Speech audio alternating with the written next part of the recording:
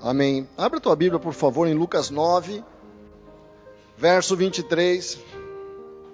Lucas 9, verso 23, a Bíblia fala assim: Jesus se volta para os seus discípulos e dizia a todos: se alguém quer vir após mim, negue-se a si mesmo e tome cada dia a sua cruz e siga-me. Porque qualquer que quiser salvar a sua vida, perdê-la-á, mas qualquer que por amor de mim perder a sua vida, a salvará. Porque que aproveita o homem ganhar o mundo todo, perdendo-se ou prejudicando-se a si mesmo?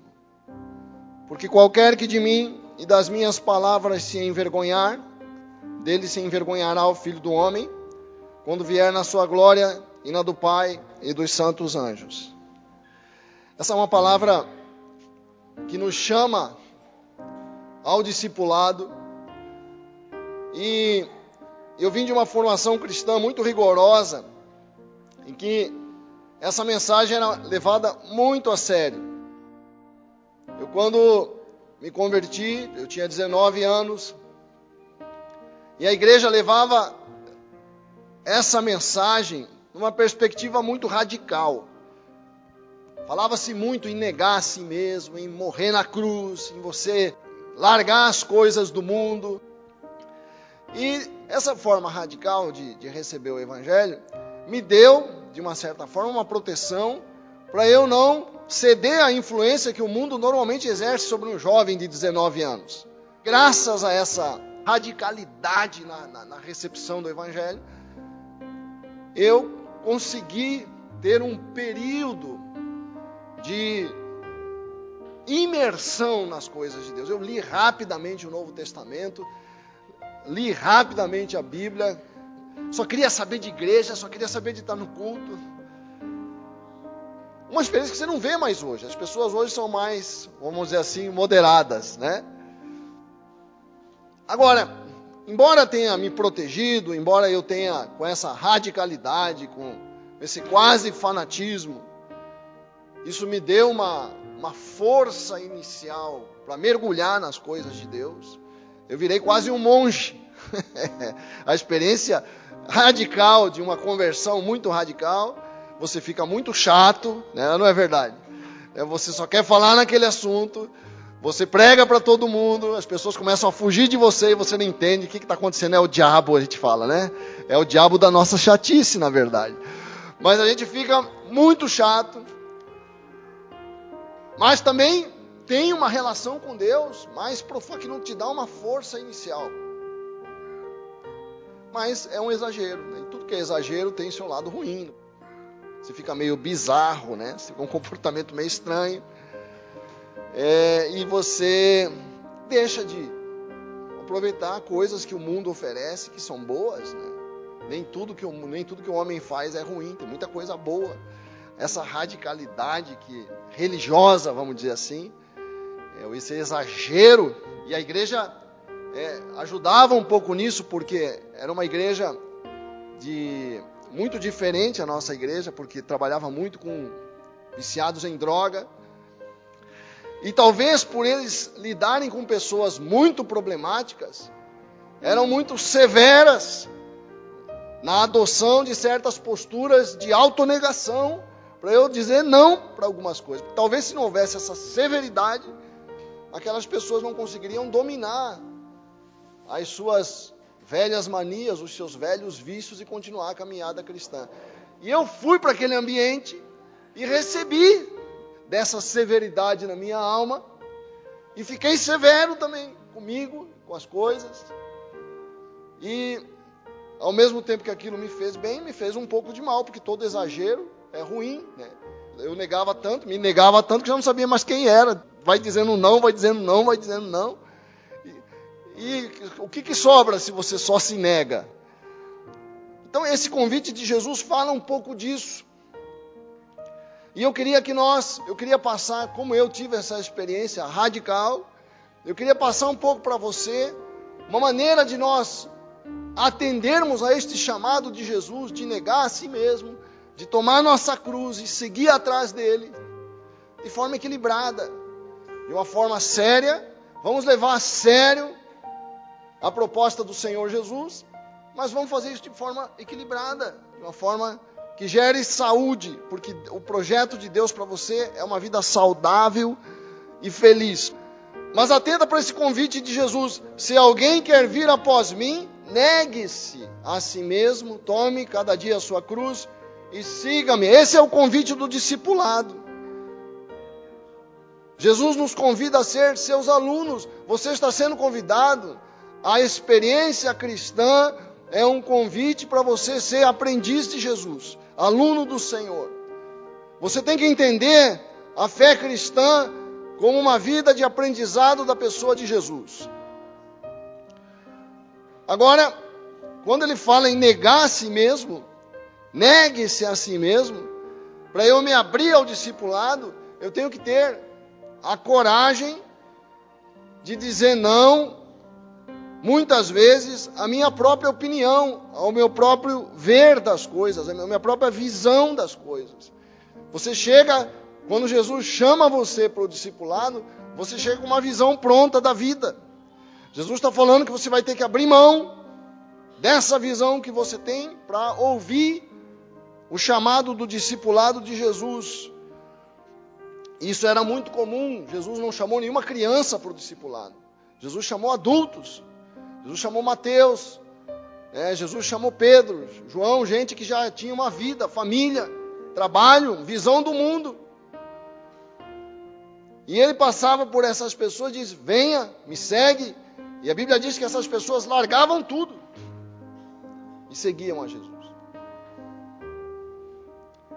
Havia algo em Jesus, na pessoa, que fascinava as pessoas.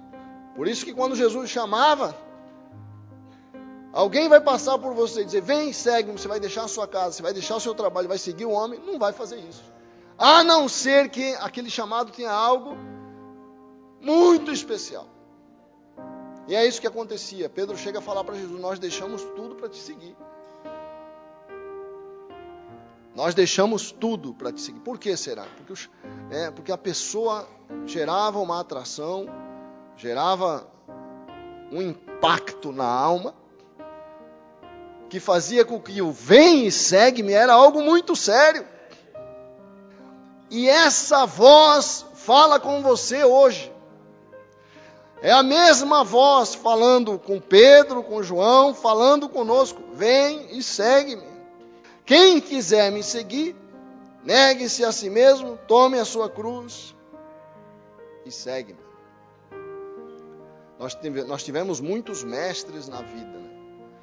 Nossos pais, as pessoas que nos influenciaram, a televisão, a cultura que nos rodeia, a escola. Tudo isso, de certa forma, vai fazendo a cabeça da gente, vai formando. Nós vamos sendo formados pelo estado em que a gente vive, pela linguagem que a gente ouve. Só estou dando um exemplo. As pessoas falam muito palavrão. Palavrão hoje é quase um sinônimo de vírgula na linguagem das pessoas. Isso foi adquirido. Nós achamos isso natural, nós introjetamos isso na nossa linguagem, introduzimos na nossa forma de ser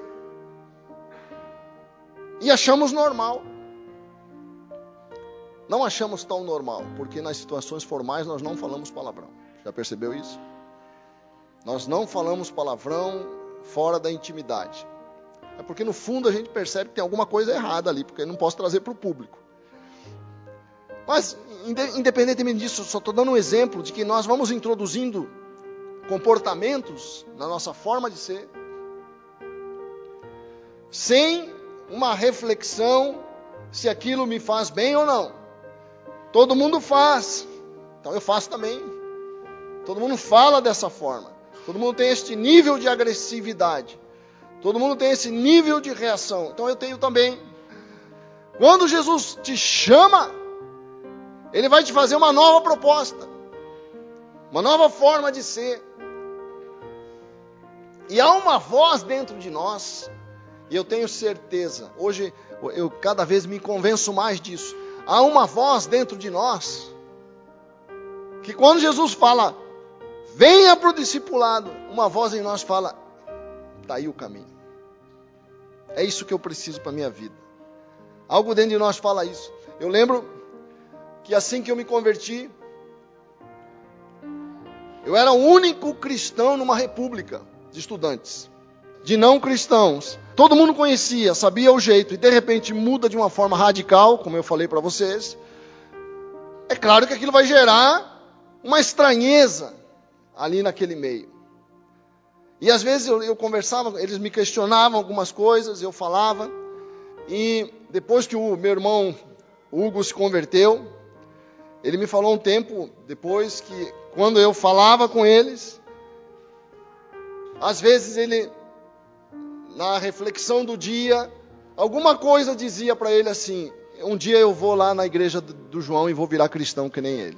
Alguma coisa, quer dizer, a voz do Senhor está no teu coração. Posso ouvir um amém? A voz de Deus fala com você. Por isso que quando eu prego, eu conto, não com a minha oratória, eu conto com a sua consciência. É a sua consciência que fala ao meu favor. Porque o que eu falo da palavra de Deus, Deus fala no seu coração.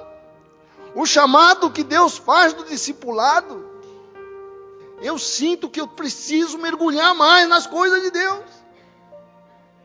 E eu sinto porque Deus está falando comigo. Não depende de você. E olha que Jesus fala algo que é maravilhoso nesse chamado de Jesus. Ele fala: quem quiser me seguir, negue-se a si mesmo. Então a primeira coisa, a primeira proposta de Jesus é dirigida ao centro da tua vontade. É como se o Senhor te dissesse: você quer ser cristão de verdade? Você quer sair da dimensão da igreja de domingo?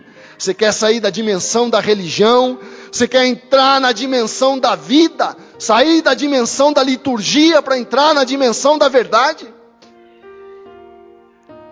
Quem quiser me seguir, negue-se a si mesmo. Então é uma proposta que é para qualquer um, não é para os monges, não é para os padres, não é para os pastores, não é para os espirituais, não, é para o homem da rua, é para o homem do mercado, é para qualquer um de nós. Jesus chamou Mateus, Jesus chamou Pedro, chamou o pescador, chamou o coletor de impostos, chamou gente que estava na rua trabalhando. Jesus não chamou religioso, Jesus chamou você. Posso ouvir um amém?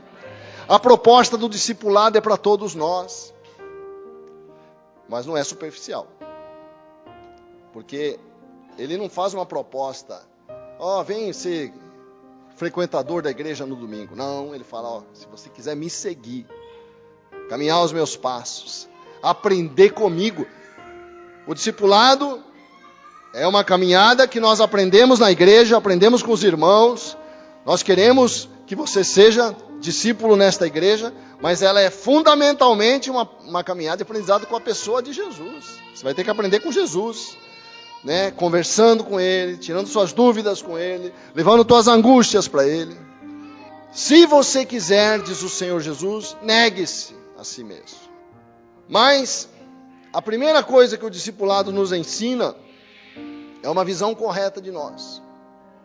Você precisa saber bem quem você é, para você poder saber o que você tem que negar e o que você tem que afirmar. Porque qual foi o meu erro na minha conversão? Eu neguei tudo. Eu levei tão a sério essa mensagem de Jesus de negue-se a si mesmo, que eu neguei tudo. Quando você nega todas as coisas, o que sobra para você? Você perde até as suas forças. E uma passagem que eu gostaria de ler que fala assim sobre quem nós somos, um pouco da nossa realidade. Nós temos uma realidade, vamos dizer assim, dupla. Nós temos uma realidade dupla sobre a nossa identidade, sobre quem você é. Lá em Romanos 7 fala, se puder abrir na tua Bíblia, Romanos 7, verso 14. A Bíblia fala assim: bem sabemos que a lei, quer dizer, a vontade de Deus, né, é espiritual, mas eu não sou espiritual. Olha só a Bíblia dizendo quem nós somos, né? Eu não sou espiritual, eu sou carnal. Quer dizer, eu sou uma pessoa com certo nível de desajuste, vendido debaixo do pecado. Porque o que eu faço, não aprovo. Olha o que o apóstolo está falando de si mesmo. O apóstolo Paulo está falando o seguinte: eu quero acertar, mas não consigo. Porque o que eu faço, não aprovo. Pois o que quero, isso não faço. O que aborreço, isso faço. se faço o que não quero, eu sei que a vontade de Deus é boa. É o que eu estou falando para vocês. Eu sei que mergulhar na vida cristã é a melhor coisa que tem. Não sei o que me impede. Não é só você que sente isso. Paulo também sentia. Olha aqui, ó. Porque o que faço não aprovo. O que quero, o bem que eu quero, não faço. Mas o que eu aborreço, isso faço. Se eu faço o que eu não quero, consinto que a vontade de Deus, a lei, é boa. De maneira que já não sou eu que faço isso, mas uma realidade aqui dentro da minha alma, que a Bíblia chama de pecado, e que está dentro de mim. Existe uma realidade dentro de nós. Não é o pecado, a transgressão, os erros que eu faço. Não, mas é uma realidade que a Bíblia também chama de pecado. Aqui dentro do meu coração. Olha só. Não sou eu que faço, mas o pecado que habita em mim. Quer dizer, a preguiça não sou eu. A preguiça não é uma realidade minha. A malícia sensual não sou eu. É uma realidade, é um desajuste que está aqui dentro, que vai morrer um dia, vai ser destruído um dia. Eu não posso me misturar com isso aqui, porque isso aqui vai ser destruído um dia. Se eu me misturar demais com isso aqui, não vai mais haver diferença entre mim e isso aqui. Isso aqui chama-se pecado. Está dentro de mim. É uma realidade dentro de mim. Mas eu tenho que falar não para isso aqui. Posso ouvir um amém? Quer dizer, essa minha mania de implicar com as pessoas, esse ódio que eu sinto da pessoa que me ofende às vezes, essa coisa que eu sei que não está certa e que às vezes eu penso, esses sentimentos, que aparecem na minha alma que eu não compreendo, eu tenho que olhar de forma muito séria para isso aqui, porque isso aqui não sou eu, diz a Bíblia. Este é um mistério que o homem não pode se esquecer. O pecado não sou eu, é uma realidade que está dentro de mim. E eu tenho que fazer uma separação entre mim e isso aqui. O verso 21. Acho então esta lei em mim. Acho uma lei. Existe uma lei aqui. Acho então esta lei em mim, que quando quero fazer o bem, o mal está comigo. Essa é a realidade mais clara e mais detectável na pessoa humana.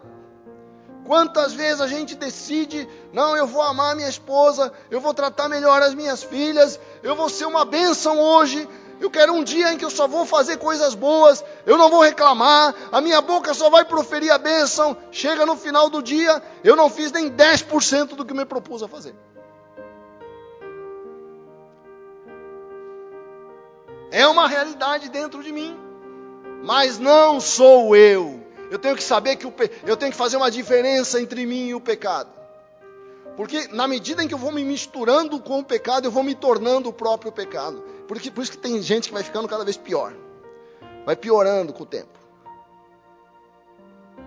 Eu tenho que fazer uma divisão entre mim e o pecado. Essa é a realidade que todos nós carregamos. Todos nós somos iguais. E tanto que Paulo fala assim, no verso 23, mas vejo nos meus membros outra lei que batalha contra a lei do meu entendimento e me prende debaixo da lei do pecado que está nos meus membros. Ele fala assim, miserável homem que sou. Miserável homem que sou. Quem me livrará do corpo desta morte?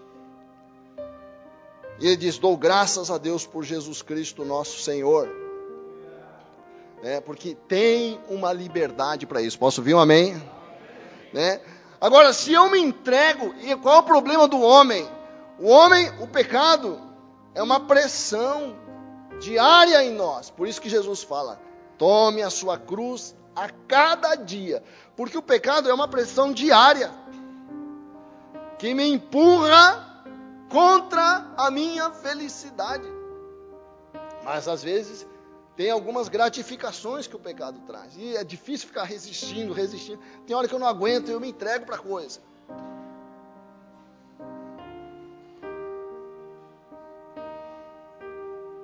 Aliás, se você não gosta da palavra pecado, comece a usar a palavra a coisa. Fala para o irmão, você tem que se livrar da coisa. Fala para ele. Fala para ele, você tem que se livrar da coisa.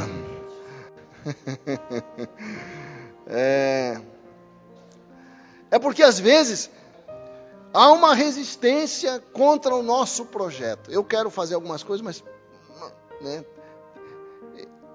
existe um boicote dentro de mim que a Bíblia chama de pecado. Não é apenas o fazer o mal, é uma realidade na alma que me boicota. Quando Jesus fala, quem quiser me seguir, negue-se a si mesmo, o que eu tenho que negar é isso que me boicota. Você não tem que negar tudo que você é. Tem muitas coisas belíssimas em você. O que eu tenho que negar é essa realidade. É isso que vai contra meu projeto de vida, de ser um homem de Deus, de ser um marido abençoado, de ser um profissional sério, uma bênção para as pessoas. Eu quero, mas algo me boicota. Eu tenho que matar isso que me boicota. Posso ouvir um amém? Porque a cruz fala de você matar o que boicota você. Eu tenho que levar para a cruz tenho que levar para a cruz a preguiça. Tenho que levar para a cruz essa sensualidade que há na minha alma. Tenho que levar para a cruz o que flerta com o mal. O que você sente quando uma pessoa fala mal de você? O que você sente quando alguém ofende você profundamente? O que você sente quando alguém está boicotando você, está puxando o teu tapete? O que você sente? Você vai ter que pôr esse desejo de vingança, esse ódio que surge, essa coisa de querer pegar esse sujeito e detonar ele na cruz. Não é fácil, né? Quando eu ponho na cruz, eu falo assim, Deus, eu confio na tua justiça. Eu não vou fazer justiça com as próprias mãos. Estou com vontade, se pudesse eu tirava o pescoço dele, mas eu vou confiar na tua justiça. Posso ouvir um amém? Levar para a cruz, é levar para a cruz, não flerte, não ceda, não flerte com o pecado. Porque o pecado não existe para te abençoar, ele existe para te destruir. Por isso que Paulo fala, quem me livrará do corpo desta morte? E não é isso que ele fala aqui no fim, no verso 25, verso 24. Miserável homem que sou, quem me livrará do corpo desta morte? A cruz do Senhor Jesus te livra. A cruz do Senhor Jesus te livra. Esta semana, essa é a vitória que a cruz traz. Às vezes tem coisas que nós ficamos flertando com elas. Eu no início do meu casamento flertei muito com o divórcio. Era a fase do ajuste, a gente fala muito, hoje nós falamos muito sobre isso, para os casais novos. Você que é recém-casado, você que é casado entre início de casamento, nos 5, 6 primeiros anos de casamento, tem uma fase muito difícil, mesmo depois muitos, né, até os 10 anos de casamento, porque isso varia de casal para casal, é a fase do ajuste, é uma fase muito difícil. E eu pensava assim, eu não aguento mais essas brigas, essa coisa, sabe, aqueles conflitos. Eu falei, por que eu estou casado? Eu falava, para que eu não preciso estar sofrendo tudo isso? Por que eu estou passando por tudo isso? Eu vou me separar dessa mulher. Quem nunca pensou isso aqui? Hein? Quem nunca teve esse pensamento? Não aguento mais, vou me separar. Dava um alívio, assim, me dava uma sensação de vingança, já me via longe. E ela sofrendo por minha causa. Agora ela vai saber, agora ela vai sentir. Eu vou embora daqui, aí ela vai se arrepender de me tratar desse jeito. E eu ia cheio de vingança nos meus sonhos para a rua, e para o hotel, já me via dormindo fora. E aquilo me dava um alívio sensacional. Aí eu comecei um dia eu estava orando sobre isso. E eu estava reclamando da minha mulher para Deus, é claro, né? Até para Deus eu reclamava da minha mulher. Eu não aguento mais esse casamento, tá difícil, não sei o quê. Aí o que Deus falou para mim é o seguinte: você fez uma escolha na sua vida. Eu odeio que você se separe. A minha vontade é que você permaneça casado. Naquele dia, eu tomei uma decisão na minha vida. Falei, tá bom, Deus. Eu não quero ficar casado. Mas eu vou lhe obedecer. Ó, Deus, eu vou lhe obedecer, hein? Eu não vou mais tocar nesse assunto. Eu decido a partir de hoje que não vou mais tocar nesse assunto. Não quero mais saber desse negócio. Eu matei ali aquele flerte que eu tinha com o divórcio. Eu matei, pus na cruz. E vou dizer uma coisa para você. A partir daí meu casamento começou a melhorar. Porque faltava no meu casamento essa determinação. Porque essa coisa de você ficar brincando com o boicote da tua... eu não estava percebendo que aquilo boicotava a felicidade no meu casamento. Aquela hesitação, aquela falta de decisão, aquela falta de determinação, aquela frouxidão no laço da aliança do casamento, só estava trazendo morte para o meu casamento. Mas no dia que Deus me deu... aquilo foi a melhor coisa que aconteceu na minha vida. Eu lembro disso até hoje porque isso está anotado. Eu anotei isso. Eu tenho registrado nos meus arquivos. Aquilo mudou a realidade da minha vida. Quer dizer, eu precisava matar aquela realidade para o meu casamento poder viver. E hoje eu olho para trás e não tem coisa melhor na minha vida que a minha esposa. Honestamente, não tem coisa que eu tenho de melhor na minha vida do que a companhia da minha mulher. Eu não gosto de ir a cinema, não gosto de ir a lugar nenhum. Eu vou para Brasília, fico lá às vezes 10, 15, não saio, porque não tem, sem minha mulher não tem graça. A graça está na companhia da minha mulher. Agora, para que eu pudesse provar a alegria dessa relação, a bênção de ter uma mulher maravilhosa como a Jussara, eu precisei matar aquilo que estava boicotando o meu casamento dentro de mim. Porque que aproveita o homem, olha só o que Jesus diz, que aproveita o homem ganhar o mundo todo. Que aproveita você ganhar essa tua liberdade que você está falando e perder sua família, meu irmão, coisa melhor que você tem na vida.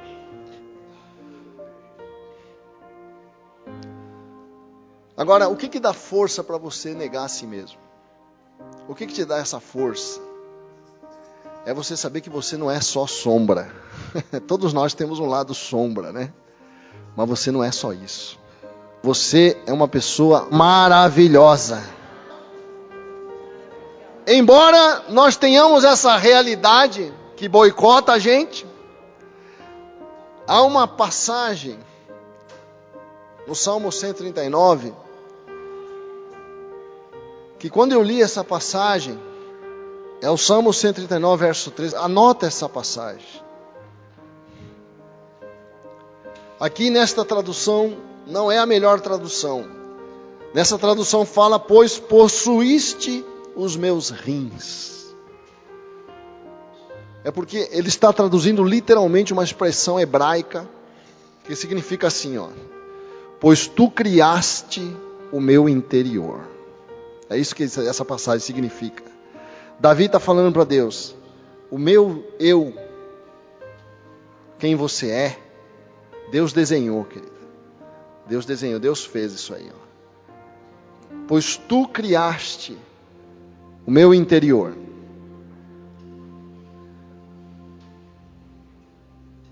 Então você, apesar de ter essa realidade do pecado dentro de nós, a verdade é que você é um ser amorosa, eternamente criado por Deus. Isso que você é. Em Efésios fala que nós somos poema de Deus. Efésios diz isso. Nós somos poema. Você sabe que a palavra poema no grego significa obra. Nós somos poema de Deus. Por isso que Davi, logo depois que ele fala, tu criaste o meu interior, ele diz assim, eu te louvarei, porque de um modo assombroso e tão maravilhoso fui formado. Diz o verso 14. Então eu preciso de um equilíbrio aqui. Por um lado, eu sou assombrosamente maravilhoso. A tua inteligência, os teus sentimentos, a tua ternura, a tua capacidade de perceber a beleza das coisas, a tua capacidade de criar com a mão, a tua capacidade de confortar uma pessoa.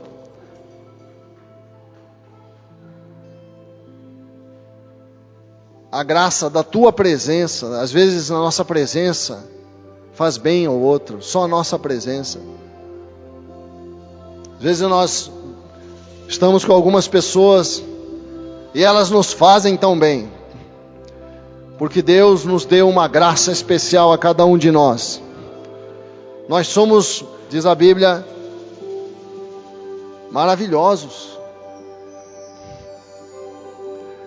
Então, se eu tenho que negar muita coisa, eu tenho muita coisa para afirmar.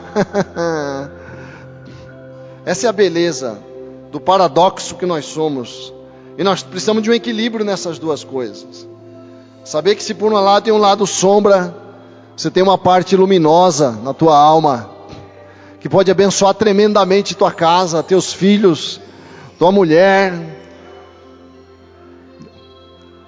Ninguém melhor do que você para expressar a glória de Deus para as pessoas perto de você.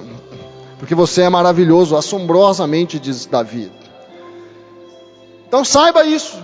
Você tem que afirmar a coisa, embora a prostituição seja uma coisa horrível, a sexualidade é uma bênção de Deus que eu tenho que afirmar. Embora a inveja seja uma coisa ruim, eu tenho uma capacidade de conquistar coisas que é maravilhosa. Embora existam coisas feias, eu tenho capacidade de fazer coisas belas. Saiba o que você tem que valorizar em você. Teus talentos. Identifique bem e comece a afirmar isso. Acorde de manhã e diga: eu sou maravilhoso. Porque a Bíblia diz. Por que você não pode dizer? Mas que é isso? Eu posso? Claro que pode. Porque é isso que vai te dar força para você olhar para a tua parte sombra, para você olhar para a tua maldade, falar assim: isso aqui não vai me dominar. Para você olhar para a sensualidade, para a inveja, para a malícia, para o ódio, e dizer: isso aqui, eu sou melhor do que isso. Você é melhor do que o teu pecado. Você é melhor do que as coisas ruins que vieram sobre a sua vida. Por isso que Jesus morreu. A cruz mostra o nosso valor. Jesus morreu por nós porque nós valemos muito.